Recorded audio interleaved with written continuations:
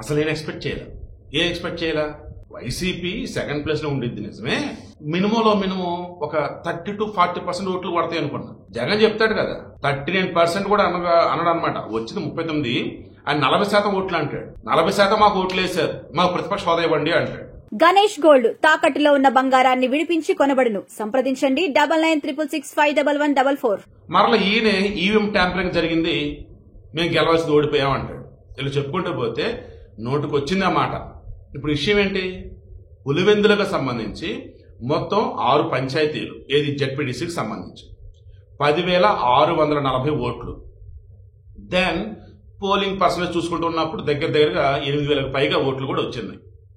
ఇలా చూసుకుంటూ ఉంటే ఈరోజు టీడీపీకి సంబంధించి బీటెక్ రవి సతీమణి లతారెడ్డి, ఆమెకు అక్షరాల 6,745 ఓట్లు వచ్చాయి. 6,745 ఓట్లు. దెన్ పోలైన ఓట్లో అప్రాక్సిమేట్లీ 80% పైగా ఏపీకి వచ్చినట్టు పోలైన ఓట్లు. మరి అపోనెంట్ ఎవరు?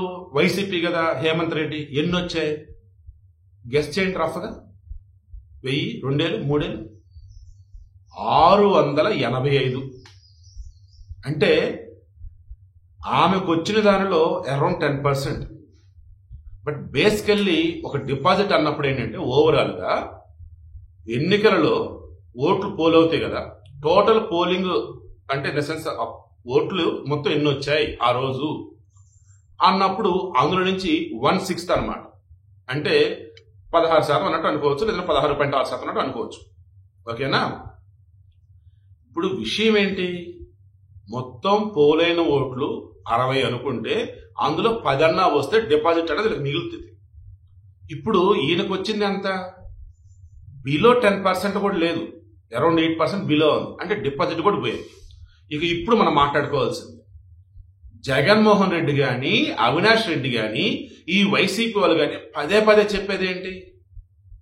రాష్ట్రం అంతటా కూడా వైసీపీ వీరాభిమానులు ఉన్నారు, కేవలం ఈ టీడీపీ వాళ్ళు భయపెట్టి వాళ్ళ కోసం ఓట్లు వేయించుకున్నారని. ఎవరెవరని భయపెట్టారు? 2021లో ఈ కడప జిల్లాకు సంబంధించి జెడ్పీటీసీ ఎన్నికలు జరిగినప్పుడు మొత్తం 52 స్థానాలు, అందులో 49 ఏకగ్రీవం చేసుకున్నారు వీళ్ళు. అంటే వేరెవరైనా కనీసం నామినేషన్ కూడా వేయనివ్వలేదు వీళ్ళు. ఇక 3 చోట్ల మాత్రం నామినేషన్లు వేశారు. సరే, అవి కూడా వైసీపీ గెలిచారు, మొత్తం క్లీన్ స్వీప్ 52 కొట్టేశారు. కానీ ఇక్కడ రెండింటికి ఒంటిమిట్ట పులివెందుల 2 చోట్ల బై ఎలక్షన్ జరుగుతూ ఉంది. దీనికి సంబంధించి నామినేషన్ బ్రహ్మాండంగా పులివెందులలో 11 మంది వేశారు, ఒంటిమిట్టలో 11 మంది వేశారు. అక్కడ వచ్చేసి ముద్దు కృష్ణారెడ్డి, ఇరగ సుబ్బారెడ్డి మధ్య తీవ్రమైనటువంటి పోటీ నెలకొని ఉంది. అక్కడ కూడా టీడీపీ అభ్యర్థి ముందంజలో ఉన్నారు ఒంటిమిట్టలో. తర్వాత డిస్కస్. ఇప్పుడు నేను చెప్తున్నది ఏంటి? ప్రజాస్వామ్యాన్ని కాపాడుతూ ప్రజలకి తమ ఓటు హక్కుని వినియోగించుకునే విధంగా, స్వేచ్ఛను ఇచ్చే విధంగా సెక్యూరిటీ కల్పించేసి ఎన్నికలు జరిపించిందేమో కూటమి ప్రభుత్వం. ఆనాడు ఎక్కడికక్కడ నిర్బంధం, ఎక్కడికక్కడ ఏకగ్రీవం అవ్వాలని చెప్పేసి వైసీపీ చేసిన అరాచకాలు అన్ని నీకు అవునా కదా? మీరే చెప్పండి. ఇది జగన్మోహన్ రెడ్డి యొక్క స్వయంకృత అపరాధం.